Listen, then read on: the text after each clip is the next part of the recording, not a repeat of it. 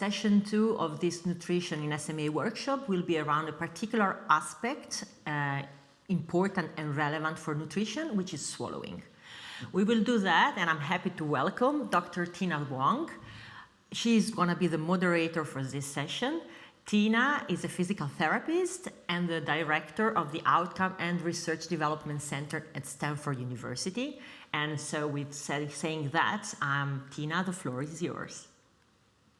Thank you so much, Senya. I'm really looking forward to this session, and I'm really happy to introduce our two speakers. First, we will have Professor Caitlin McGrattan from University of Minnesota, who will discuss the advantages and limitations of current swallowing assessments, such as video fluoroscopy. Then we'll have Professor Eugenio Mucuri from Catholic University in Rome, who will discuss the unmet needs regarding bulbar functional assessments in SMA. And also he'll be discussing patient-reported outcomes and measurements needed for swallowing. Without further ado, I'll hand it over to Caitlin McGrattan. Well, hello. Thank you so much for having me. It's a pleasure to be here, and I thoroughly enjoyed the first session and looking forward to the rest of the day. So thank you. As a background, I am a speech pathologist by clinical training. I do all research in swallowing with specific interest in SMA. So this topic is of great interest to me. And some of the points that we talked about earlier will be discussed here. So from a big picture, when we're talking about how do we evaluate swallowing, there are three primary categories of assessment that we have. We have a clinical assessment, an instrumental assessment, and functional outcomes assessment. And I'll talk about each one of those as we go through. And I think understanding how to interpret whether you're a patient, your clinical results, or whether this is of clinical relevance to you, or if you are a researcher or a provider trying to interpret those results or determining if these are needed, it's really important to know what the strengths are of each, but also limitations, because nothing's perfect. So I'll talk through those. So a clinical assessment, here you have, this is a baby, an infant clinical assessment, but we certainly do these across the lifespan. And so what a clinical swallowing assessment is when you think about that, think of anything that you can see from visual observation. So in this case, when we're looking at an infant bottle feeding or breastfeeding, we're looking at characteristics of their sucking, their swallowing, their breathing, and their intake. So what are some of the things that we might be looking at? Well, from a sucking standpoint, we might look at what is the frequency of their sucking? What is the strength of their sucking pressures? How long are they sucking for? Swallowing gets a little more complicated because, as you can probably imagine, you can't see what's going on internally with swallowing. And so what we're trying to do from that standpoint is look more into clinical symptoms of things going wrong. So is the individual coughing or choking? Are they showing signs that they do have a swallowing impairment? Breathing, is the individual stopping to take a pause when they breathe, when they swallow? If not, then that causes things to go the wrong way. And then, of course, how much is the individual eating and drinking, and over how long are they doing that? Now, the clinical assessment is really great for many things. First of all, understanding the patient, getting to know them, getting a big picture of what's going on, but it's certainly not without its limitations. And so when we're looking at the limitations, here's just an example. So I do a lot of research in trying to quantify different measures of feeding and swallowing. And this is some data I have from when we put a little pressure transducer in a baby bottle nipple. So each little line is when the baby's sucking. The x-axis is the time into the feed, and the y-axis is their sucking pressures. And so just by looking at this, you can see that the baby is sucking very frequently and high pressures at the beginning of the feed. But as the feed goes on, you move over to the right, you can see that their sucking pressures are a little bit lower and it's less frequent. And I point this out for many reasons. But the primary one is as a clinician, if in a clinical assessment, I'm trying to make an assessment on how strong their sucking pressures are and how frequently they're sucking and all these other characteristics, I think that our field is full of brilliant individuals, but none of us have a computer for a brain that can make these rapid calculations as we're going through. And so we certainly have a lot of limitations in the validity and reliability of how we evaluate sucking because clinically we don't have such tools like this. When we're looking at swallowing, we also have some limitations. So here you have a table. This is looking specifically at pediatrics, but again, this similar trends will exist for adults. And we see that overall, our ability to predict who is having a swallowing problem, such as aspiration, things going down into the lungs, is very poor. So in pediatrics is the worst.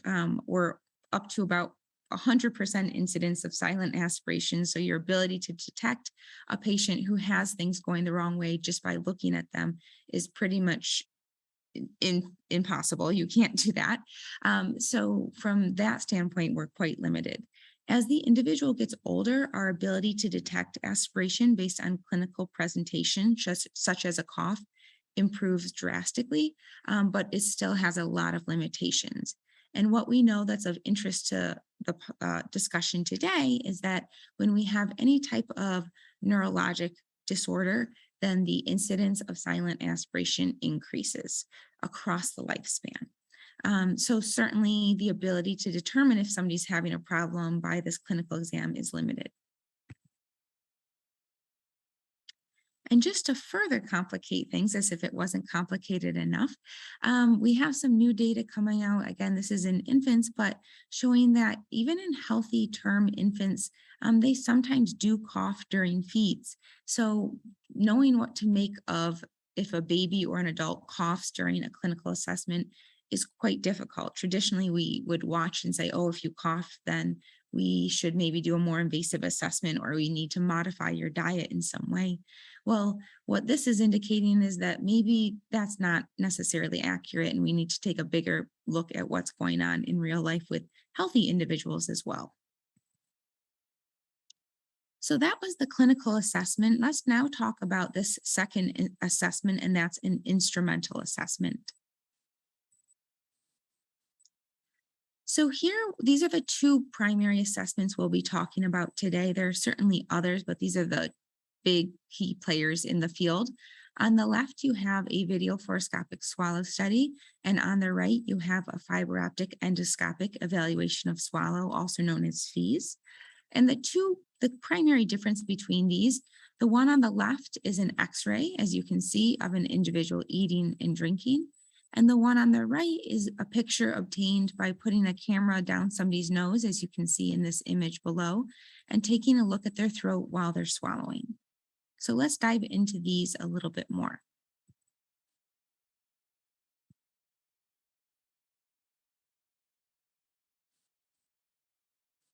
Okay. So when we're looking at a swallow study, like I mentioned, this is a moving x-ray of their swallowing. So you can see what they're eating and drinking from the time the individual places it in their mouth to when it goes through their throat into the esophagus. This requires radiation exposure. The amount of radiation exposure an individual gets during this exam is minimal. From the field of radiology, it's really not thought of as tremendously clinically significant in that it's less than the total allowable amount you can get per year from just natural radiation exposure. So quite low in the big spectrum of radiation exposure, but we always try to limit that. And therefore, a key point of this exam is we can't watch an individual, whether it's a baby or an adult, eat their entire meal because we're trying to limit that. And so we have to just take some pictures to give examples of how that would look. So on average, we only will watch about 3 minutes total of that individual eating. So it's certainly a snapshot in time. And when we're talking about fatigue being a play in some of these problems that we're seeing, as we do in SMA, that is clinically relevant. The individual drinks or eats barium, which is just an element. And a key component about this exam is that this is really the gold standard among these two. There's a lot of research into the best methods to do this, standardized approaches that are valid and reliable, both in exam execution and in interpretation. And so that's a really key component here. So what are some of these standardized procedures? I point this out because how you perform a test and how the clinician interprets the test clearly influences the diagnostic validity and reliability. And as far as swallow studies are concerned, the training of clinicians is extremely variable throughout the world and even within a country. And so I think talking to patients about these things so they're aware of difference, what is the state of the science and how this should be done, as well as providers, is important, so that they know how they should interpret the results. So this here is just showing we've done some research on standardized protocols in when we should turn on the camera to look at the pictures during the swallow study. As I mentioned, it's a snapshot in time. So if one clinician looks at the first 5 swallows that a baby, for example, has, but another clinician looks at the last 5 swallows, we know that the results could be drastically different. So what we've done is developed a protocol where you look at swallows at these standard time points, which you don't need to necessarily know. You're not the one performing the exam, but it's important to know and talk to your provider if they're following, these evidence-based protocols. This for an infant is called the Charleston swallowing protocol. And this just shows the significance of this. So this graph is looking at these are all infants who underwent a swallow study and looked at all 4 time points in the swallow study. The first 5 swallows at 30 seconds in the swallow study, then again at 1:30 and 2:30 into the exam. And this is looking at if aspiration was detected. So this first pie graph you see is that if a clinician only looked at the first 5 swallows of the swallow study for that subset of patients, this is 30 patients specifically in this study, that they would have had aspiration missed about a quarter of the time. If they, that should be actually flipped, they would have missed it 67% of the time. If they looked then again at 30 seconds, they would have missed it only 50% of the time. Moving on, you would have missed it only 13% and then 0. So showing the importance of looking at all of these time points. Next thing to be important and cognizant in looking at and talking to your providers about is the fluoroscopic pulse rate. So the way I can kind of best describe this is, when you were little, you may or may not have drawn cartoons on lots of little pieces of paper and then kind of, run your fingers through them to try to make it so it was a moving cartoon. I used to try to do that and failed horribly, but it was a valid attempt. So really, when we're taking X-ray pictures for a video swallow study, that's sort of what we're doing. We take lots of little pictures and then we run them together quickly so it looks like a video. But the number of pictures that we can take varies based on how we set up the camera when we do the exam. So what we now know is that the best practice is to set up the camera so that we take 30 pictures every second, which is a lot of pictures, so that we're not missing anything. Some places, however, will say, well, let's take fewer pictures. Maybe let's only take 7 pictures every second, as you can see here. So the blue is showing taking 30 pictures per second, and some people might say, let's cut that down. Let's take half or even more than that, take 75% in effort to reduce the radiation exposure we give to the patient, which is a good thought. However, we've done research, as we can see here, to show that if we do cut down the pulse rate, which is what that's called, then it changes our ability to detect problems and it changes our recommendation. So this study looked at if we cut down the number of pictures that we take, that we didn't detect deficits because we were missing pictures. And so sometimes it only showed up in one of those and it was gone. And likewise, clinicians made different recommendations, so potentially causing safety problems. And then the last part I want to talk about with swallow studies that I alluded to was the interpretation of the exam. So I mentioned that we have validated methods of interpreting these exams, and there's a number of different ways we can do this. There are categorical scales, as you see here. This is what we call the baby MBS-IMP. There's also an adult version of the same scale. So you can see it has these different physiologic processes. For example, this is looking at how far the tongue moves back in the individual's throat. And then you can rank it on a scale of 0 to 4. This is showing a wide column of contrast, which is this black stuff stuck in the throat because of muscle weakness. This is actually a patient with SMA.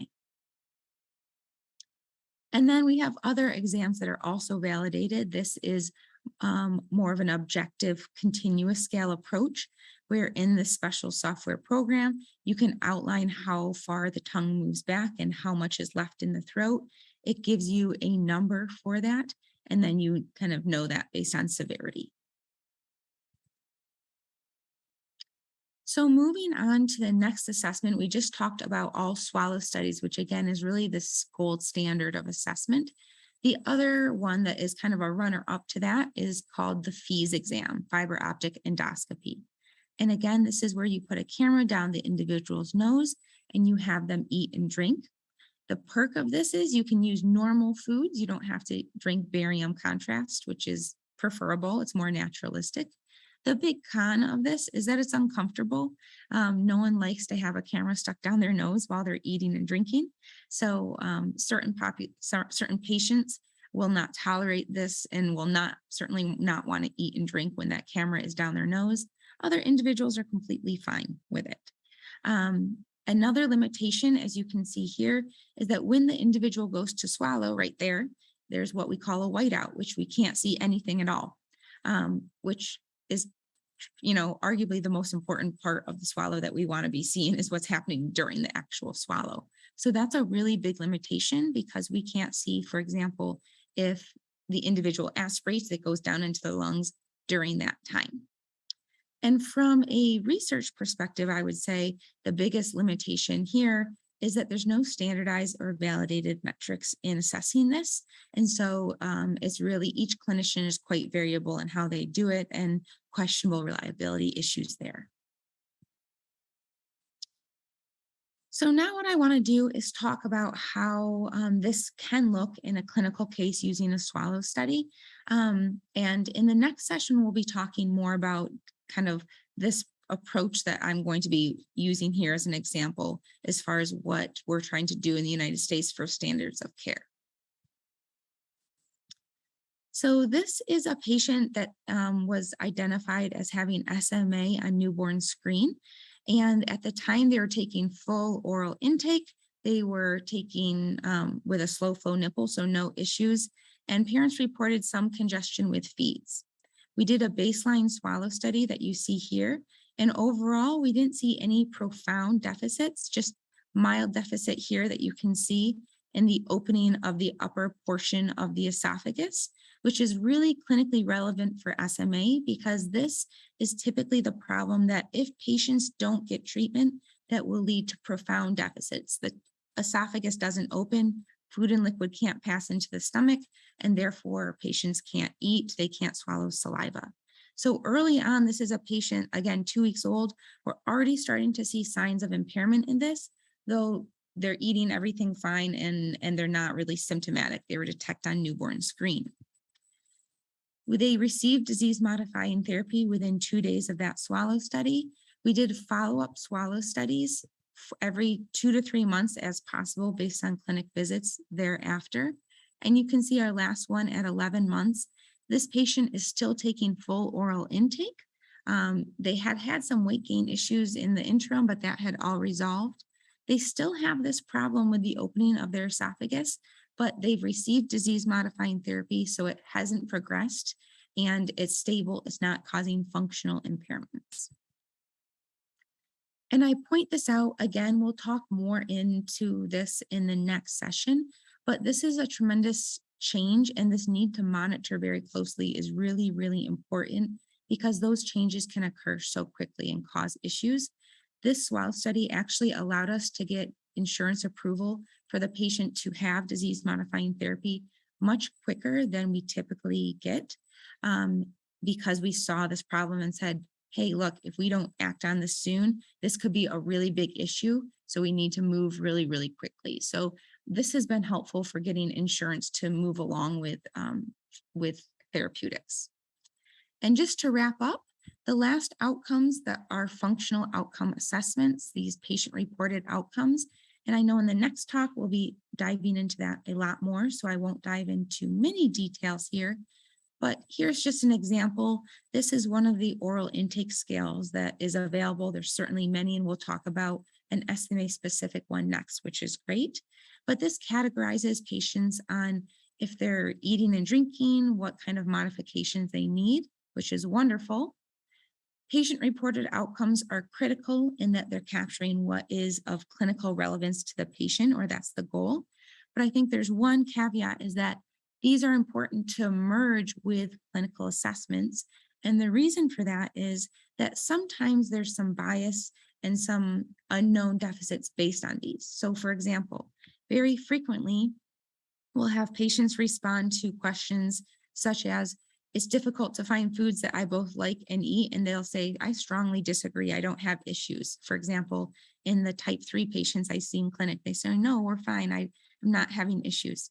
And then we go to the clinical evaluation and we see their mouth opening is reduced by 50%.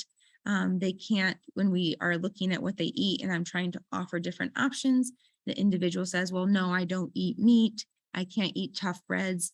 The individual's nurse says, well, I have to really push. It's really hard to brush their teeth because I can't open their mouth and I have to squish down food to get it in their mouth. And the key thing here is, if you have a progressive loss of something that you can't see to the outside, like walking, individuals just acclimate to that. And so oftentimes people don't realize how big of a functional impact this is having because they've sort of just gotten used to that. And so kind of maybe opening an individual's eyes to, if we can improve this, this could improve your life, and you just may not have full awareness of how great it could be because you're used to this. And so kind of looking at that as we move forward. And with that said, I'm going to hand it over and look forward to discussion after this.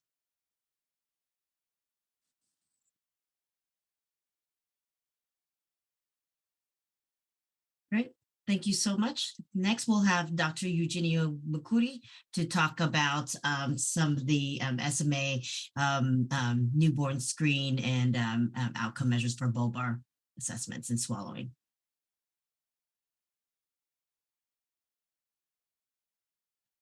Thank you, Tina. Thank you, Kathleen, for setting up the scene for the next part. My goal today is to give you some more details on some practical measures that we can use routinely in clinical practice for measuring and assessing swallowing and feeding in SMA.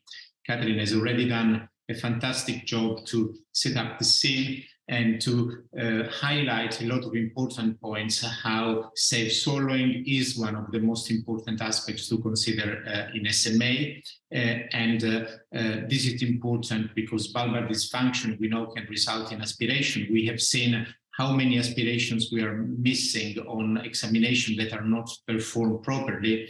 And this can lead to infections, and that sometimes becomes very severe infections with life-threatening events. I think it's important what was obvious today from the first session and also from the beginning of this session, that we have to consider not just SMA as a whole, but we have to think of different types of SMA and also of the different scenarios that are coming up also with the new disease-modifying therapies. Kathleen was mentioning a case that, due to the therapy, had a more stable disease course, also in terms of swallowing, that we would have seen in the past before the disease-modifying therapies. So it's really important to do all the assessment, also remembering that the people living with SMA have a weakness which affected various phases of the feeding. And very often we are just concentrating on the pharyngeal phase, but also there are other aspects like assessing phases like sucking or handling of oral secretions. When we talk about issues with bulbar function, of course, the first thing which came to mind are choking, coughing, and prolonged meal times. Today I will also try to focus on another aspect which has been until recently probably underestimated in SMA, that is fatigue.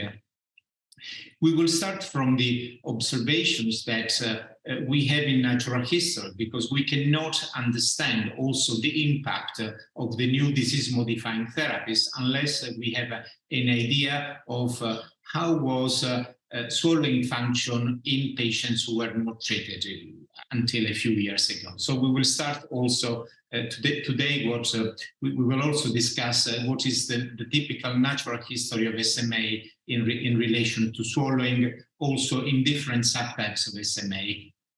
And these are the recommendations which were issued in the 2018 revised standards of care recommendation. And as you can see, the recommendations are very much going into the direction that Kathleen was showing on the importance of video fluoroscopy, especially in the non-sitters, in the cohort that we used to define as type 1.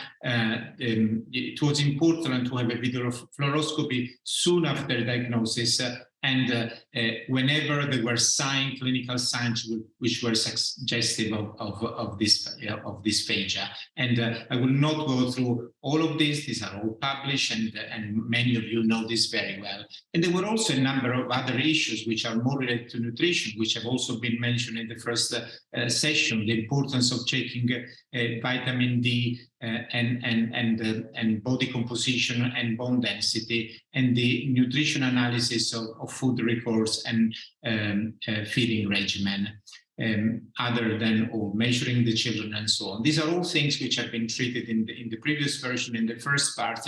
I just put this slide to remind you that there are some guidelines that are still being used, even if the scenario due to the disease-modifying therapy is slightly changed. And so what do we know about swallowing and bulbar function? It is a bit disappointing that while for other aspects of aspects which are related to standards of care, there is a lot of literature which has been spanning over decades, actually, especially orthopedics and rehabilitation and so on, and functional scales. The part on swallowing is much more limited. And this is probably due to the fact that in the past, especially in type 1, these children were not surviving long enough to require a lot of intervention. You know, the gastrostomy was the intervention which was made automatically, but there was very poor attention. In the fourth session, in the final session today, we will discuss how the attitude to be more proactive has changed as an effect of the disease-modifying therapies. And because the children are now surviving longer, and swallowing evaluation has become increasingly important, and we will look also at the results from some clinical trials, some real-world data that are showing how not only these children are surviving, but also how the trajectories of swallowing and bulbar dysfunction of the time has changed dramatically with a dramatic improvement. And this is important, and it's important to collect data and to disseminate this data and to create new guidelines.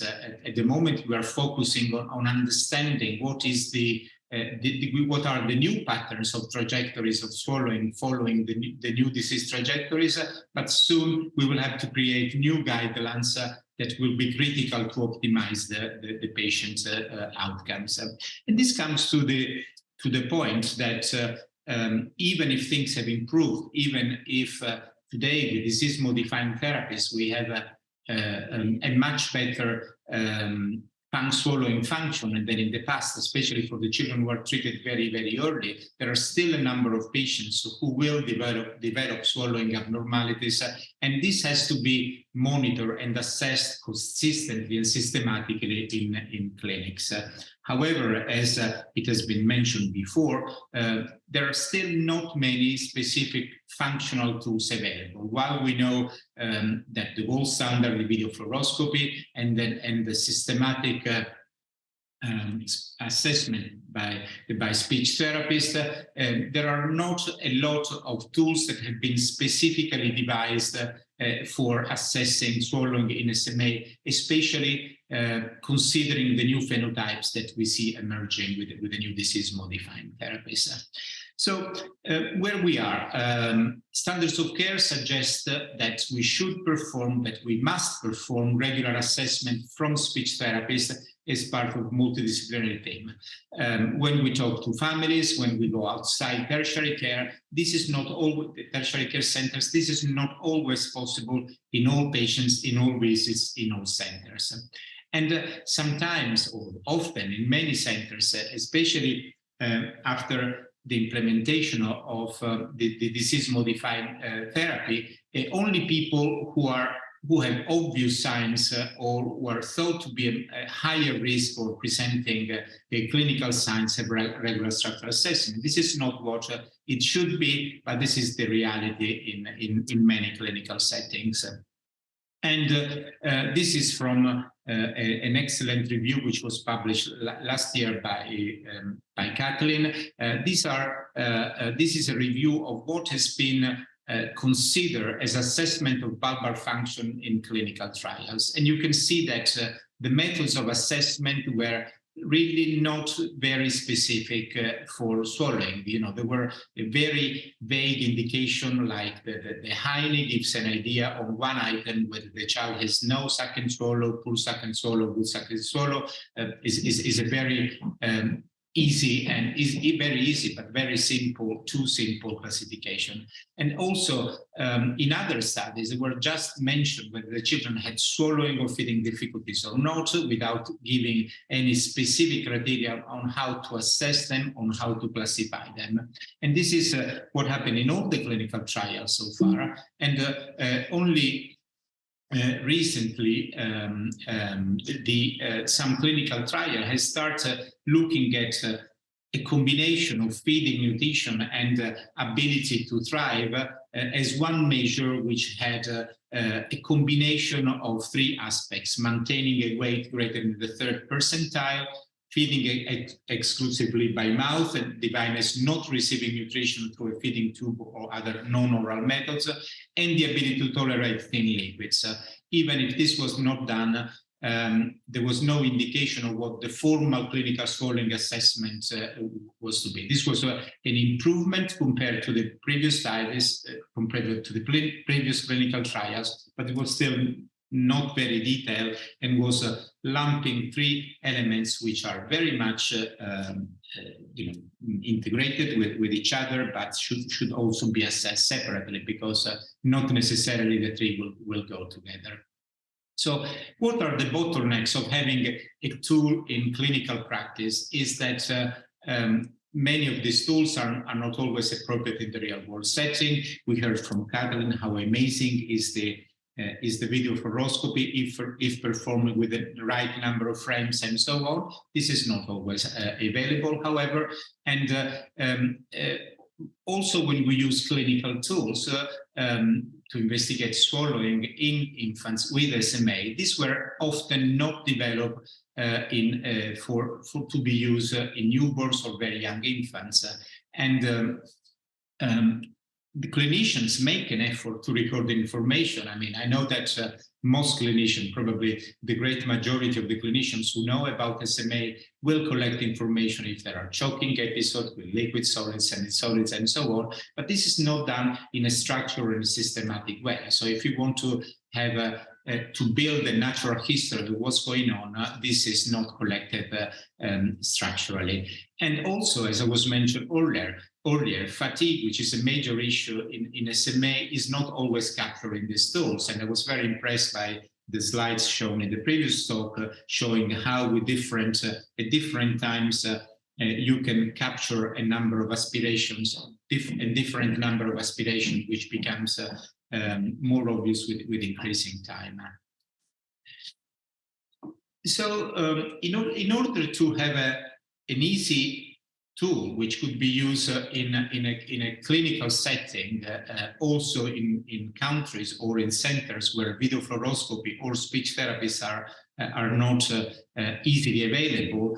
We developed a sort of screening tool which was specifically designed to record structured information on different aspects related to oral, swallowing, and feeding abilities. And this was designed to be used in type 1 SMA and to be used soon already in the neonatal period. The tool was developed based on the clinical experience, as I was mentioning earlier. Many clinicians will ask the right questions, but not in a structural way. So this tool provides a more structured and systematic format and the scoring system. And this can be administered by a clinician or therapists who are experiencing neuromuscular disorders.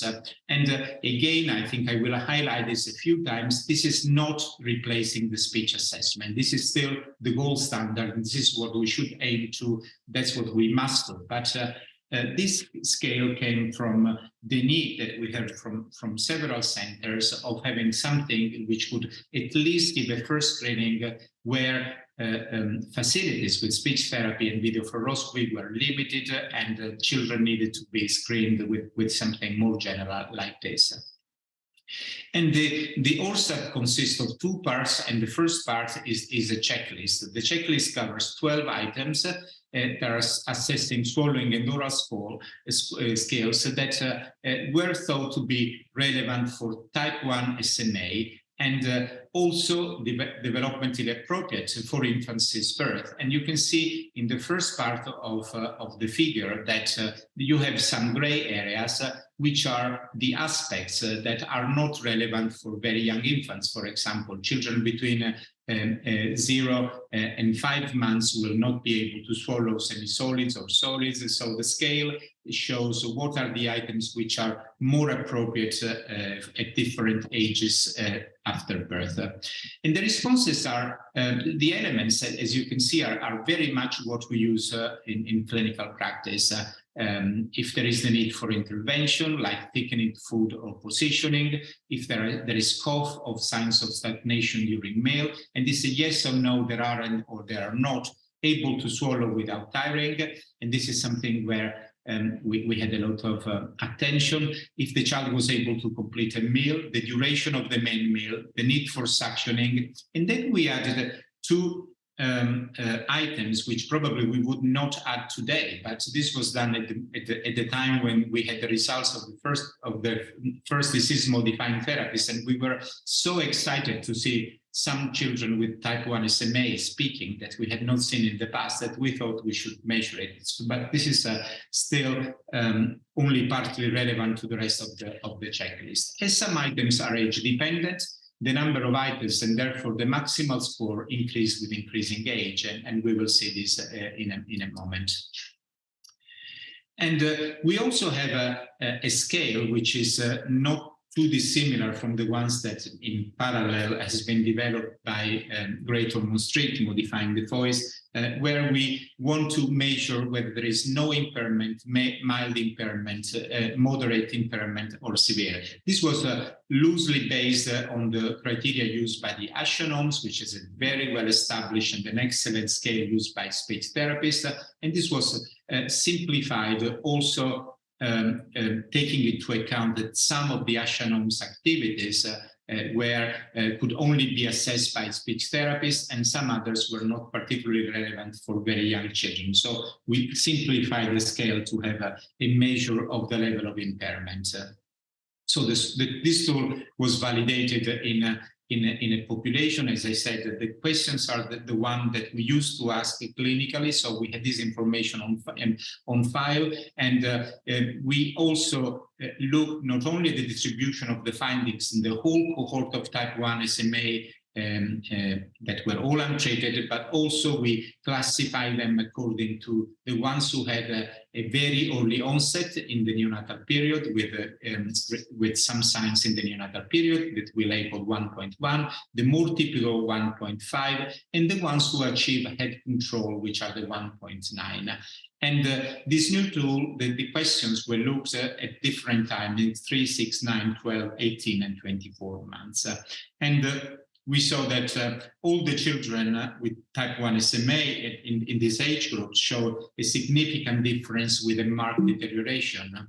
And it was obvious that the children who already had neonatal signs, the one labeled as 1.1, had very low scores to start with and have a very rapid deterioration at 6 to 9 months. None of the children with type 1.1 who survived beyond 12 months had no tube.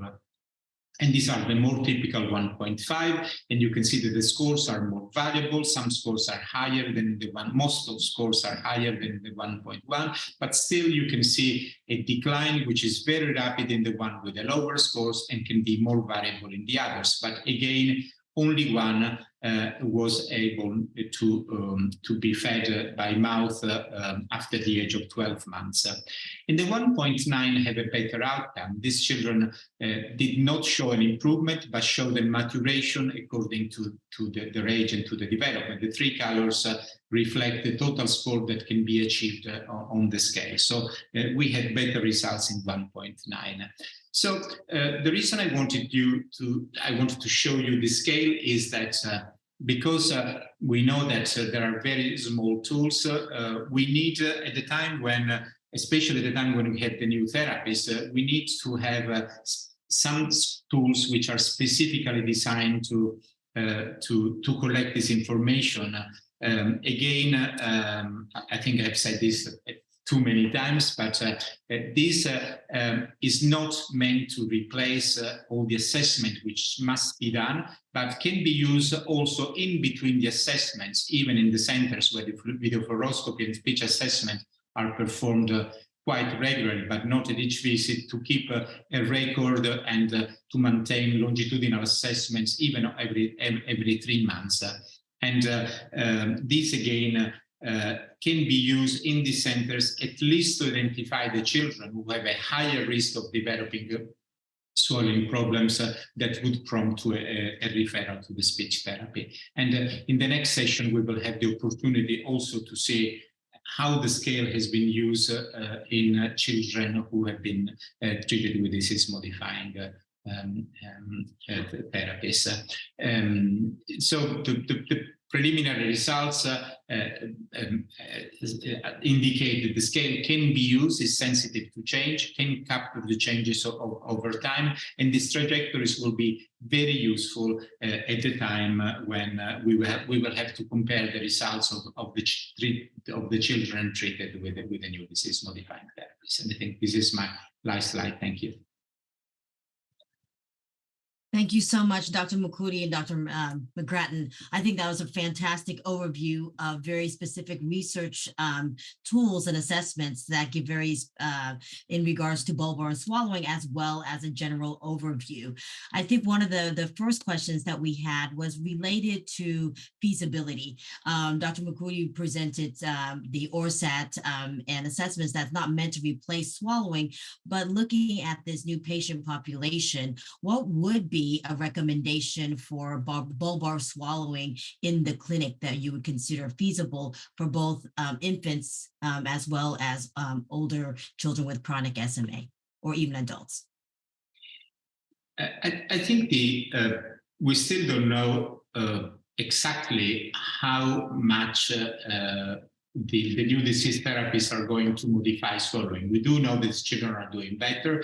We do know that most children, if treated early, will not develop the serious bulbar problems that we used to see in the untreated patients. But we still have not captured in a systematic way all the possibility that these children may develop some minor problems which are not as severe as the one we used to see, but there may still be some minor problem which should not be underestimated. So I think we are still in a phase where assessment should be done quite consistently, following the indication of the previous standards of care, even if we know that these children are going to be better than the untreated ones. But I don't think we are in a position where we can be confident that we should not assess following in a very systematic way as we used to do. So I think the combination of tools may help to to provide information in different settings. And again, I think it's important to remember that now that the drugs are commercially available, the children are also seen in non-tertiary care centers where many tools are not available, but there should always be an effort to measure swallowing with whatever is available, and at least to have a screening which will allow to refer patients to a speech therapist when this is not available, of course.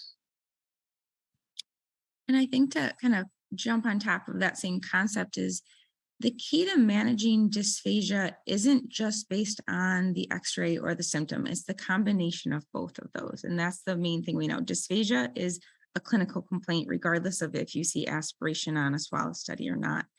And so I think the key thing, and we'll talk about this more in the next session, to improving patient care as far as it relates to swallowing, is having this ongoing assessment, because it allows you to build a relationship with that patient, to know that patient so that you know when you need to intervene. So for example, we have patients now, like was just mentioned, they're looking great. We do these routine instrumental assessments in addition to routine clinical assessments, and we're seeing that the deficits are much improved, but that doesn't mean they're all completely gone. And so we know when we need to intervene and say, for example, let's try thickened liquids on this patient. Once they're starting to have respiratory issues, which are not as severe as they used to be, but if they weren't having any clinical symptoms, we may not make any interventions at the time. So I think it's a really important dynamic of, in order to be more liberal in how we manage these patients, instead of saying, oh, we saw aspiration, let's place a G tube right away, we need to have that close ongoing assessment to allow us the comfort to do that. I think that's a key thing that I've appreciated in clinical practice lately. I think that's a really good point. And to that, Dr. McGrattan, I just wanted to ask if, in the sense of measurement, and if we're looking for screening, are you aware of any efforts that are happening in order for us to do better screening for patients, both infants with SMA as well as those with chronic SMA, that could be used specifically in the clinic? Yeah, so I think there are a number of different endeavors of individuals creating clinical assessment, patient-reported outcomes forms at a minimum that we can potentially correlate with longer-term findings related to dysphagia. So that's one area. There are current screeners that are available. There's a test called the 3-ounce water test that, if an individual is eating and drinking, is quite simple. You have them drink 3 ounces without stopping. If they can't, or they cough or choke, then that indicates they need an instrumental assessment. So that's more for an older child and an adult. But I think ultimately, and again, we'll talk about it more in the next session, is what we've been doing is that, as Dr. McCurry pointed out, we don't know what the deficits are currently, and we know that in some cases they can be quite profound. So we do instrumental assessments periodically without a clinical screener, kind of, to help us to better understand what's going on, because we know that coughing is not going to be a great indicator of if there is an issue here. Great. Thank you so much. Dr. McCurdy, there's a question from the audience asking, are there any limitations to the ORSAT tool that you presented previously? Of course, there are many limitations. This is just a simple tool. It's a simple screening tool. It's not a tool which will provide in-depth information as a speech therapist can have. I think there are no limitations if one takes it for what it is, a simple screening tool. It has limitations if it wants to replace something that is not.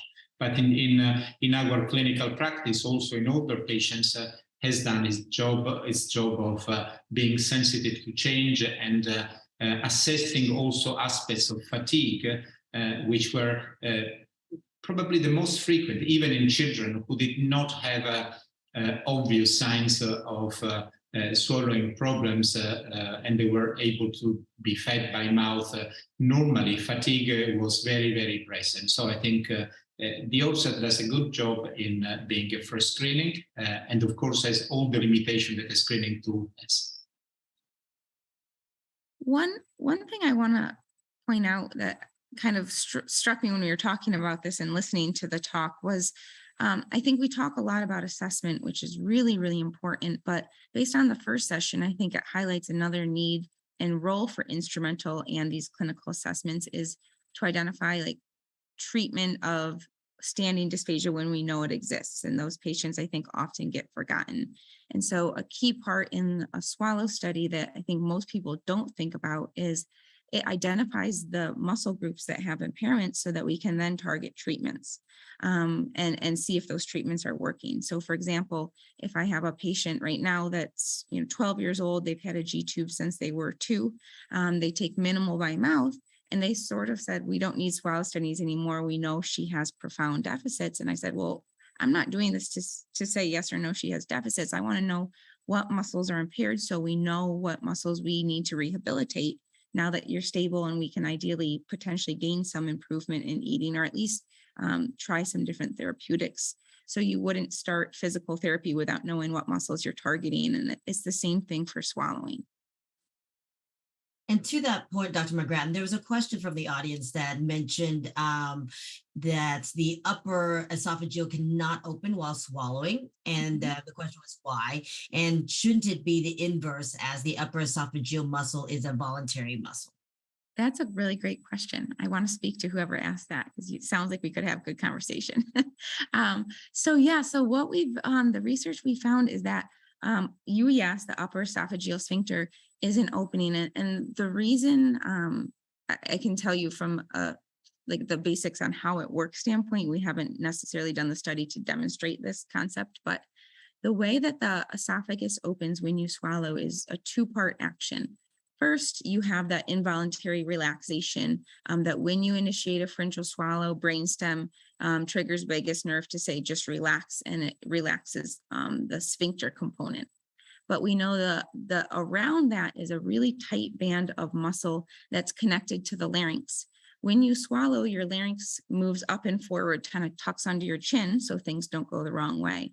Well, when that happens, it has another perk, which is it pulls the esophagus away from the spine, and it helps to pull open the esophagus. So if you have that sphincter that relaxes as you would expect it to, but the larynx doesn't move at all to kind of pull that open, nothing can go down still. And so that's really what we see in patients who have SMA, is that the larynx isn't moving. So it's making it so that they can't protect their airway. Things go down their airway when they swallow, which is bad enough, but then it also makes it so that things can't go down into the esophagus. So after somebody's done trying to swallow, it still goes into the airway because there's nowhere else for it to go. Right.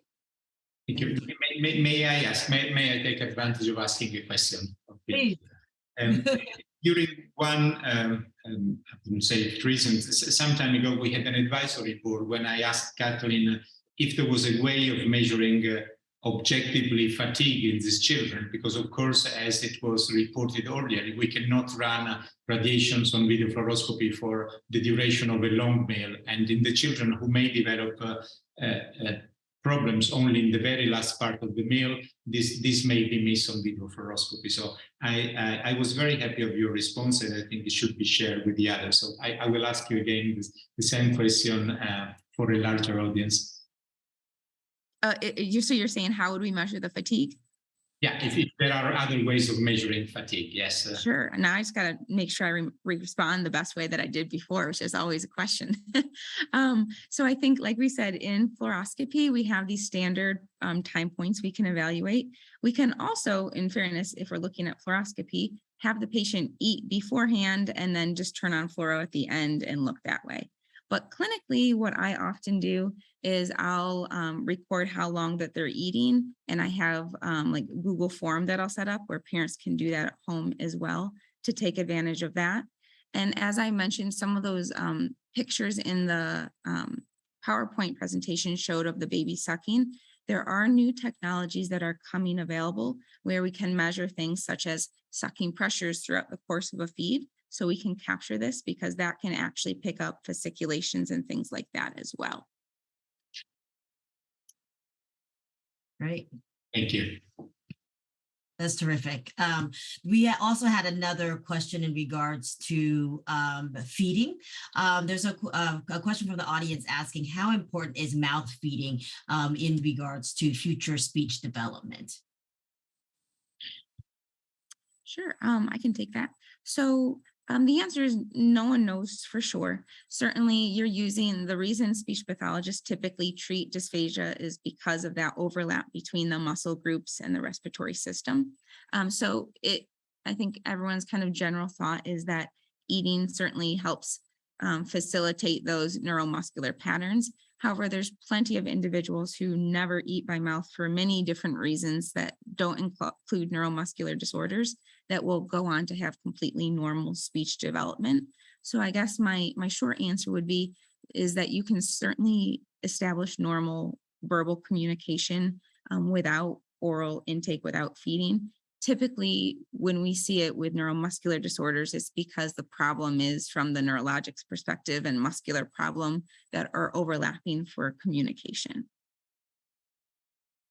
Great, thanks so much. And along the lines of kind of a clinical presentation, there's a question regarding a patient who has type 2. He's 14 years old and had a choking event, which made them really nervous about eating. However, the medical assessment showed that it was normal. And so are there any other assessments that you would suggest in addition to, there's no clarification of what the medical assessments were, but the overall in this case? So I think when I'm sorry that was your experience, I think that this is where I struggle with swallow studies and getting a speech pathologist who's ingrained in your neuromuscular clinic and is trained in this stuff is so important because whatever the assessment was, maybe it was a swallow study, maybe it was a clinical assessment or a FEES, it could be any of them, and it could show as normal. It's a moment in time. Maybe if they did it at the end of the day when the individual had even more fatigue, then it would have been different, or maybe they were distracted or, things like that. So I think the key thing in interpreting any exam result, especially as it relates to swallowing, is that swallowing is variable, especially in this population. So if I don't see necessarily something exactly of what the patient exported, so a swallow study where it goes down into the airway, but there are other things in that swallow study you can look at that can say, yes, this patient is at high risk for that happening. Not to mention they just reported that they choked, and I don't think somebody's making that up.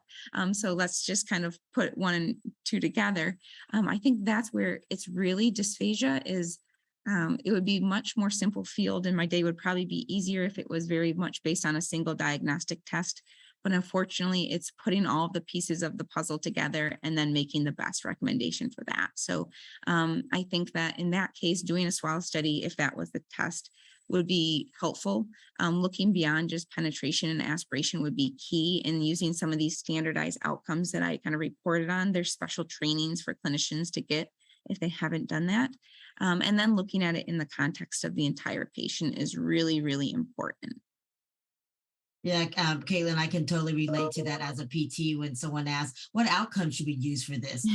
Oh, it depends. It could be a very long conversation, right? But in regards, that's another question about a concern of using invasive swallowing assessments, and if it should be avoided at all possible. And if so, what information could be captured so that there's unnecessary invasive swallow assessments?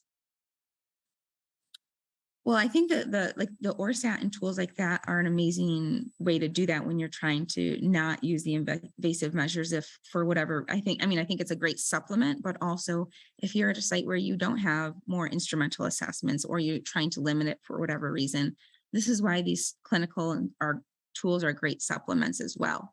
Ideally, they work hand in hand, as was pointed out, and that gives you a whole picture of what's going on. I think the main thing that we hear is like, these invasive assessments, as I kind of pointed out, swallow studies, it is radiation exposure. I don't want to dismiss that, but it's such low radiation exposure. Typically in field of radiology, they talk about it as like you might get more when you take a plane across the United States just from being in the air in that level, because it's such a low amount. So it's not to dismiss it. Any radiation exposure is important to limit. But I think for me, it's always a very easy justification to do an instrumental assessment, because we know the chances of a patient showing signs of aspiration in SMA are quite low. So you are stuck limiting with that. In addition to the fact that if swallowing problems exist and they're not caught early enough, then it can have really detrimental outcomes, especially as far as what we know at this point in time. Now, maybe in the future with these disease modifying therapies, we change this recommendation. But for now, it seems like the risks of the small radiation exposure, if you're doing a swallow study, is far outweigh the harm from that. I think the issue is not radiations or not, but whether these tools are available or not. I think the level of radiation is negligible compared to the good effects of that. The information, to the level and the quality of information that provides. Where I see a problem is that not all the hospitals or the centers have a machine that can perform, or someone who can do it properly. So that's the real issue rather than the radiations. I think that also that's the point. I think that also dovetails really nicely into a question of we have a recommendation for a multidisciplinary team, and ideally there would be a speech language pathologist on your team. However, that's not always the case. So for both Dr. McCready and McGrattan, if since Dr. McGrattan is a speech language pathologist, that may be a little bit different. But if Dr. McCready, in your clinic, if you didn't have a speech language pathologist, are there other things that you use or questions that or tools you use as a neurologist to do some screening for a recommendation? Well, I spoke 20 minutes about that. So, so we have experience from many centers in Italy where speech pathologists are available, but not on a systematic way. Let's say it's difficult to do. So we can do combined clinics on a regular basis for selected cases, rather than have them sitting with us as we would like on each and every visit when the patients come to see us. And that's why we developed the ORSAT or other tools which are similar, because they can provide a first indication of whether there is an issue or not, which would require to be part to enter the multidisciplinary clinic with speech pathology, with the combined clinic. So I know this is reality in many countries. I mean, we had since we developed the ORSAT, we had been contacted by many East European countries, but also several other countries. And traveling, I was surprised to see how many countries have an excellent system of speech therapy. There is more culture and more people who are more dedicated to this, and some others have not. So I guess it's a matter of at least being aware of the need for a screening test, and then to have at least a service that can be present for the cases that have been selected. And so, Dr. McGrattan, in your clinic, do you guys use a screening tool in your multidisciplinary SMA clinic, or? So I am in that clinic, so I see all of the patients. We don't screen them, but we do use the ORSAT as a standard reporting outcome so that we can, track progress and relate it to functional outcomes. Yeah. Yeah, one thing that I think is important in the near future, I'm very glad to hear that you are using it, because I think it would be very useful to have the ORSAT also in the centers where this is not strictly needed, because you're already doing your assessments, because this will help us to understand how many cases that you will find that on video fluoroscopy or on your more detailed assessment are found to have problems, are missed by the ORSAT. This will be extremely helpful. So if we could get this combined information for some time, this would help a lot in understanding how good is a screening. I Definitely. think it would be nice to see from the, the BOBAR perspective, having a minimal data set that's recommended as part of standard of care for screening and follow-up, similar to, a lot, what's recommended for the motor assessments. I think that would help give a lot of clinics, especially those with minimal experience in BOBAR function, some guidance there. But just for one of the last questions that we have before we take a break, in regards to, we talked about swallowing, but we really didn't talk about possible methods or measurements of eating and say neck and tongue strength. Are there measures that you would recommend if there was, if there was an intervention that was to address those bulbar muscles to be able to accurately quantify the changes? Yes, so that's a great point. And we talked about swallowing. We there are some instrumental tools, but also clinical assessments to look at. So if you're looking to get an objective measure of tongue strength or like lip strength, there's a tool called the IOPI. That is great. It's research based, and that is something. It's just a little bulb. You have the individual put it on their tongue and push up and see how much they can compress it. The really nice thing about that is not only is it an assessment, but it's also a treatment as well. So they can then do resistance training against that tool. And the one thing that we didn't mention here too much, but I think warrants a lot of discussion, especially in the type 2, type 3 populations that may not have as big of swallowing problems, is looking at measuring jaw range of motion. And so there's, you can just measure that by measuring the distance between the teeth when somebody opens their mouth actively without any passive movement from the clinician.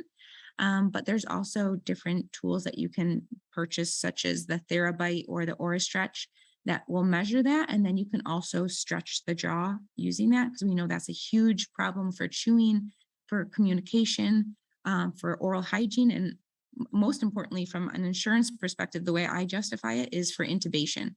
And so there's one published article, to my knowledge, of individuals using those tools to improve range of motion of the mouth. I have 2 patients currently using those that have both already increased range of mouth motion by about 50% over a couple of months. And they've really been pleased. They've reported improved functional performance of oral hygiene as well. So I think that's an area to definitely look into more for your patients, or if you're a patient, if you're noticing issues with that, then definitely kind of talk to your clinician about those. I actually think it's interesting, and glad you brought up kind of the mouth range of motion, because we're doing it a little bit more in clinic, and you notice how minimal a lot of our patients are limited in their range of motion, resulting in pretty poor dental hygiene and care. And I think that's an area that I think we have a lot of gaps in, and maybe we could collaborate in the name of the collaborative work that I think globally we're trying to do with speech language pathologists, occupational therapists, and dentists to address all the aspects of bulbar and swallowing. Definitely. And since we have just a minute or so, I'm going to try to address one question that I skipped before. There's a question that regarding dysphagia, and wanting your opinion on what you thought of the Z-Vibe to help with dysphagia.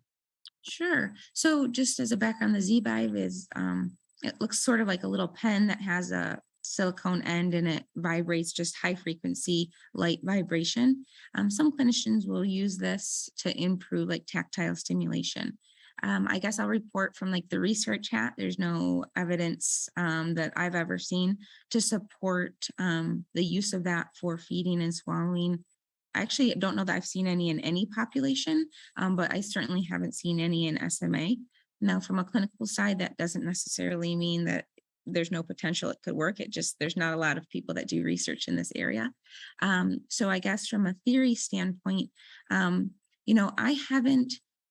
thought about it, and I can't think of a good theory behind why it would work by increasing this sensory stimulation in that capacity, when we know that the primary reason that we have these deficits is from a neuromotor control reason more so. Sometimes if you do increase sensation, you can facilitate better swallowing, but I think generally speaking, that frequency and that level, I haven't been able to think of much of a theory for why. Again, that's not to say that there's no way it could, but I don't use it in my clinical practice because of that. Great. Thanks so much. I think I'm going to go ahead and close up this session. We really appreciate Dr. McCrudy and Dr. McGrattan. I think what you both have highlighted is that this area of it has a lot of potential for collaboration and work, and it would be great for us to systematically standardize some of our minimal data sets so that we can better understand the changing history of bulbar function in both treated infants as well as those with chronic SMA. Thank you so much.